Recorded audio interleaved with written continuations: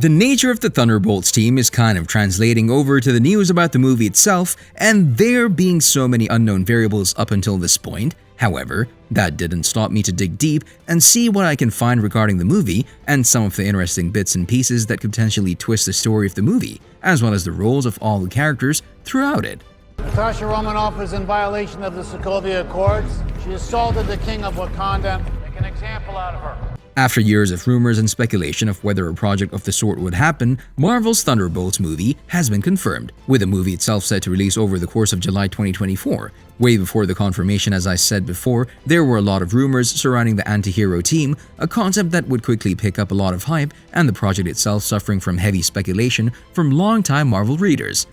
It was a pleasure doing business with you, Sonny. The first real hint toward the now confirmed movie was probably during MCU's Phase 4 and the appearance of Valentine Allegra de Fontaine and her sneaky recruitment activities throughout the Falcon and the Winter Soldier Disney Plus series and the prequel Black Widow movie. Following the movie's confirmation at 2022's D23 Expo, many casting members were introduced, including Sebastian Stan's Bucky Barnes, who would likely play a huge role in the movie given his current status in the MCU.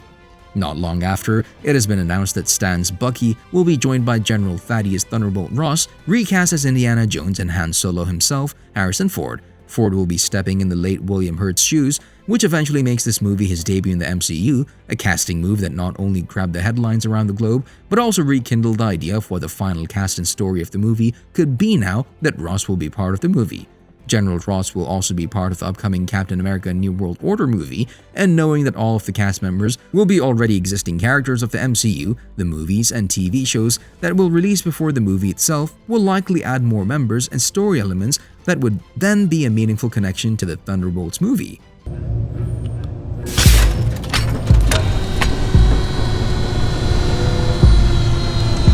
Even though the movie is still a long way away, closing out MCU's Phase 5 on July 26, 2024, there are still plenty of bits and pieces regarding the movie that could lead you to another direction of where to look regarding the story and what could the movie potentially play out, throwing many of the expectations from the start right out the window. One of the recent additions to the cast group of the movie is the Bear breakout star Ayo Edebiri, who unlike the rest of the announced cast is a completely new character that will be joining the movie, with her role yet to be confirmed.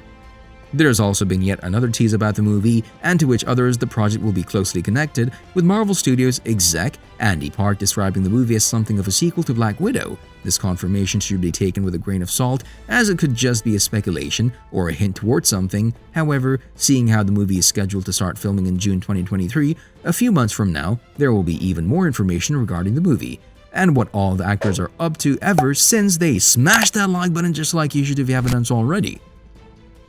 But no, on the more serious side of things, judging by the people behind the scenes who will be working on the movie, Jack Schreier helming things, who will be joined by the writer of Black Widow, we can see the narrative of the movie and where it'll probably go. One of the huge things that will play a big role in the events that will occur over the course of the movie is the lineup, and knowing the already confirmed cast, we can see that the movie will be jam-packed with familiar faces, including the likes of the already mentioned Sebastian Stan as Bucky Barnes, who might have finally dealt with his Winter Soldier past, as well as one of the freshest faces in the MCU, Harrison Ford in the role of General Ross. Did he give you anything on Rogers? No, told me to go to hell. I'm going back to the compound instead, but you can call me anytime. The movie will probably be the right debut for Julia Louis-Dreyfus's Valentine Allegra de Fontaine, who will probably step in as the leader of the MCU's iteration of the Thunderbolts team. Coming straight from Black Widow will be Yelena Belova and Florence Pugh in the role, as well as David Harbour's Red Guardian and villain-turned-antihero Olga Kurylenko's Taskmaster. Rounding out the current composition of the team will be Wyatt Russell's John Walker, aka US Agent, and the mysterious Ava, aka Ghost, with Hannah John Kamen in the role, reprising her appearance from the second Ant-Man movie. I am Captain America. Not anymore.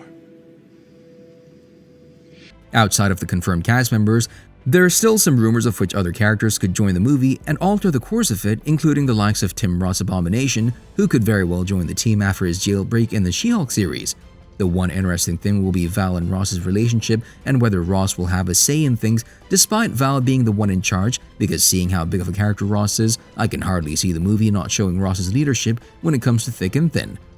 At the moment, plot details are under wraps, something that there's not even a script written yet, but despite all that, there are a number of ways in which the story could go with the already established characters. One thing I think will be a good thing for the movie is the fact of not having the necessity to tell an origin story or two, with the MCU already familiar with their background, suggesting the movie will avoid depicting the characters as villains and rather make them anti-heroes, each and every one of them in their own right, an interesting dynamic that has yet to be shown in the MCU, a completely new and different one from the whole Avengers era. The threat the team will face is unclear, something that will be confirmed before the movie releases, through a Disney Plus show or two along the way. Speaking of characters and which role could they play in the events to come, it has become quite a topic of discussion about whether Harrison Ford's Ross will become MCU's Red Hulk for MCU's Thunderbolts team. In the comics, Ross is probably the only character that smashed that subscribe button and ring that notification bell. But no, in reality, the one who's probably obsessed with the Hulk the most out of all characters in the Marvel Universe,